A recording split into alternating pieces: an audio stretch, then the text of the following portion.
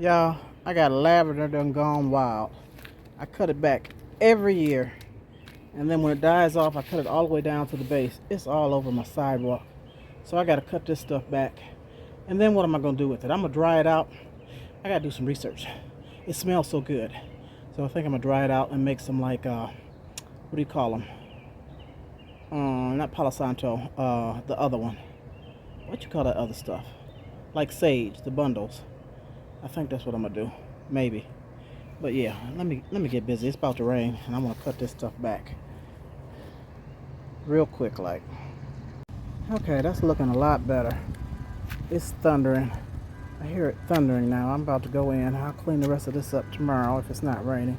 They have grown through the bricks, and I'll get some weed killer down there. At least they're not hanging over the sidewalk now. Much better, and they're not done growing in. Oh, you hear that thunder?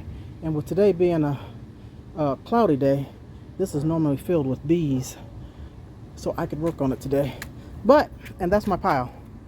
So what I'm gonna do with it, I don't know yet. I might just burn it. But I'm about to go in because it's about to cut up out here. Look at them. Look at that. Oh boy. All right, peace and love, y'all. See ya. Just in time, y'all. In the nick of time. It's windy. Knocked over some of my flower pots. Okay, I'm in.